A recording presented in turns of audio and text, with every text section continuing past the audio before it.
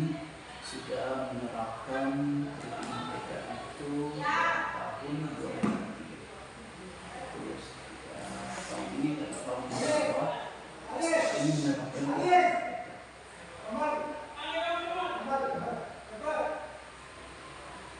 jadi sekarang dia sudah di tingkat 11 ya, di kelas 11 itu menggunakan kurikulum K13, sedangkan kelas 10 dan kelas 11 itu sudah menerapkan.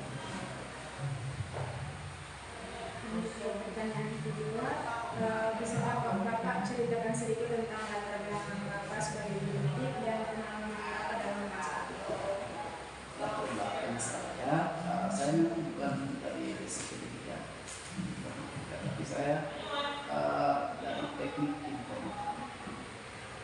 Kemudian latar belakang untuk mengajar memang sedikit kesulitan kami menghadapi kombatan dari pendidikan karena pedagogi itu kan harus tapi pada saat saya mengikuti kuliah PPG maka otomatis saya sudah belajar tentang strategi pembelajaran seperti apa dalam menerapkan pembelajaran informatika di kurikulum.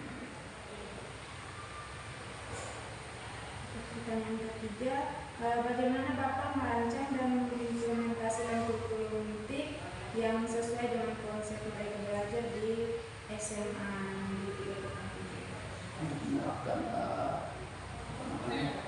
strategi pembelajaran, kalau di kurikulum mereka itu kita kenal dengan pembelajaran diferensiasi. Pembelajaran diferensiasi itu saya merancang pembelajaran informatika itu lebih ke pemahaman konsep. Karena memang awalnya yang saya temukan di sini ada beberapa peserta didik yang memang dari sebelumnya itu tidak pernah mengenal tentang komputer itu seperti apa. Jadi agak sedikit kewalahan karena kita contoh di materi tentang sistem komputer atau model dinamika untuk proses output dan sebuah komputer formula. Anak-anak tidak punya dasar dari sini. Padahal mereka itu kan mereka belajar 3 tahun. 3 tahun itu dasar-dasar dari informatika itu sendiri. Tapi karena mereka di SMP tidak belajar, maka di SMA kita sedikit kewalahan karena memang proses pembelajarannya itu kita tidak dalam merancang tujuan pembelajaran itu agak sedikit seperti tidak sesuai dengan standar mereka. Jadi contohnya kalau kita memahami dinamika input proses output, padahal anak-anak belum memahami kemudian penggunaan komputer saja, dasar saja anak-anak tidak ada. Itu yang menjadi solusi. Kemudian dengan konsep juga anak-anak belum paham tentang apa itu komputer, kemudian seperti komputer juga anak-anak belum tahu. Sehingga pada saat kita sekarang di kelas 11 ini ada pembelajaran algoritma dan pemrograman, itu yang menjadi persoalan saya karena anak-anak tidak ada dasar atau mengenal konsep.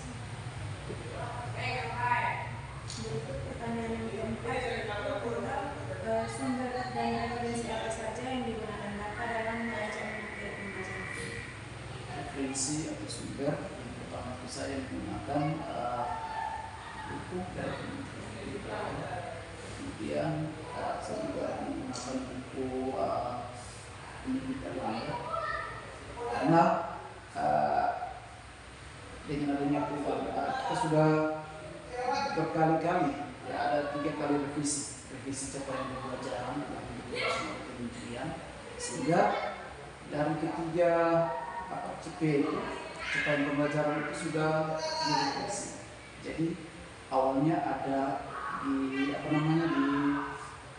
CP yang lama itu ada 8 fondasi atau 8 elemen, itu mulai dari sistem komputer, informasi dan komunikasi, jaringan komputer dan internet, kemudian ada analisis data, kemudian ada algoritma dan pemrograman, praktek lintas bidang. Nah, di tahun 2024 ini ada revisi capaian pembelajaran sehingga dari 8 elemen itu menjadi. Nah, ada dari 4 itu ada elemen baru, yaitu mekanisme. Jadi yang terbaru ini kita berpikir komputasional, ada analisis data, kemudian algoritma dan pemrograman dengan literasi digital. Itu adalah CP terbaru dari revisi dari capaian pembelajaran yang dikeluarkan. Pertanyaan yang kelima, bagaimana pengalaman Bapak dalam mengajar dengan menggunakan kurikulum Merdeka dibanding dengan kurikulum sebelumnya? Kalau kurikulum Merdeka menurut saya lebih menyenangkan, karena anak-anak kita tidak kejar materi. Jadi materi yang sudah elemen yang sudah dibuat oleh kementerian itu, materinya itu lebih banyak ke esensial. Jadi tidak semua materi dikatakan, hanya materi tertentu saja yang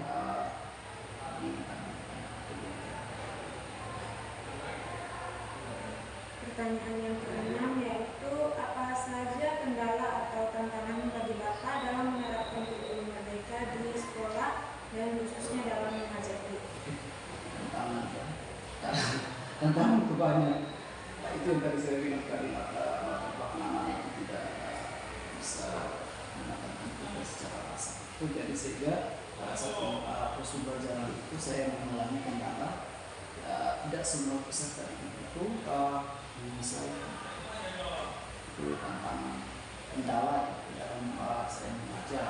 Pada saat saya menggunakan strategi pembelajaran diferensiasi, di situ mulai muncul anak-anak ada yang cara belajarnya sesuai dengan gaya belajar, ada auditori, visual, ada ada beberapa tujuan pembelajaran yang saya sering gunakan diferensiasi. Kemudian saya juga diferensiasi program. Pertanyaan ke-7, bagaimana Bapak mengatasi kendala atau tantangan dalam mengimplementasikan kurikulum Merdeka dalam pembelajaran? Implementasinya biasanya kalau dalam pembelajaran itu kan kita di sini komputernya itu minim ya, tidak sesuai dengan jumlah peserta didik. Contohnya ada 36 peserta didik setiap kelas, maka pada saat proses pembelajaran kebanyakan saya lebih ke ada yang berkomputer sehingga komputer itu bisa dimanfaatkan. Bisakah Bapak memberikan contoh konkret dari hasil positif yang telah dicapai dari hasil implementasi Merdeka Belajar dalam pembelajaran di sekolah ini? Implementasi itu contoh konkret dari hasil positif yang hasil positif ya. dicapai. Kalau hasil positif itu yang saya temukan pada saat saya mengajar itu kebanyakan penilaian. Penilaian itu dari berapa persen ya, ada sekitar 36 peserta didik, mungkin 4% itu emas. Kemudian yang 5% itu perlu diuji secara khusus. Karena kalau saya ada sedikit yang keuangan, karena kalau waktu yang dikasih adalah 2 CP, maka pembelajaran itu tidak efektif karena setiap peserta didik itu kan tentunya saya mengajar tentang cara mengaktifkan kemudian menjalankan aplikasi. Itu memang kalau dikasih waktunya 2 CP itu yang menjadi kendala. Tapi untuk yang konkret atau yang saya temukan itu pada saat kita sekolah ini di sains nasional 6 atau 2 untuk mewakili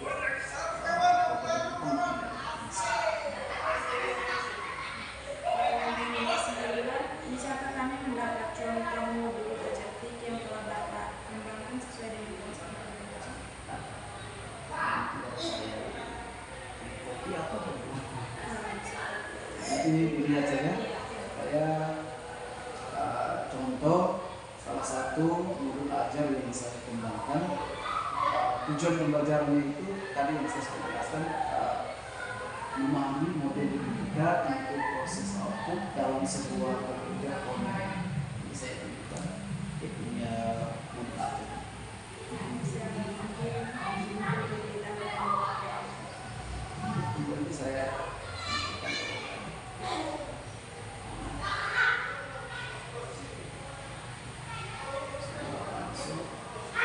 saya rancang pembelajaran untuk diferensiasi. Itu dengan pembelajaran diferensiasi anak-anak lebih menarik karena ada beberapa yang tidak semua ya. Jadi kalau saya buat pembelajaran diferensiasi, maka ada beberapa peserta didik yang suka belajar, sedangkan yang lain hampir karena yang tadi saya bilang latar belakang siswa yang tidak mungkin lingkungan ya, itu tidak ada yang tidak suka belajar. Jadi katanya mereka bosan, jadi dirubah seperti ini pelajaran. Jadi saya berikan salah satu modul ajar yang saya kembangkan sendiri. Belajar memang untuk informatika mau tidak mau kita bisa bangun sendiri karena kalau kita ikut memang tidak ada contoh-contoh yang ada di internet, tidak kembangkan sendiri sesuai dengan keadaan Indonesia. Kemudian kemudian peserta juga diperhatikan dengan kesalahan-kesalahan.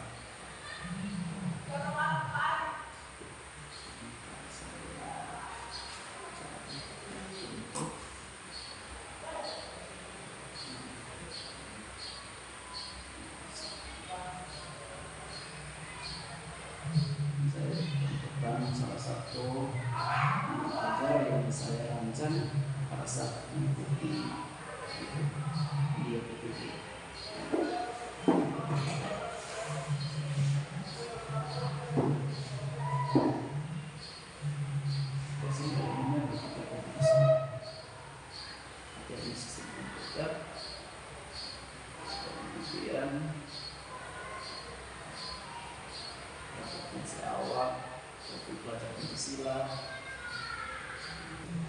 Saya juga belajar video karena informasi bahwa buku untuk informatika yang revisi terbaru itu, jadi kita mesti menggunakan buku yang tahun 2021, 2022, tapi tidak semua itu ada di cepat pelajaran terbaru.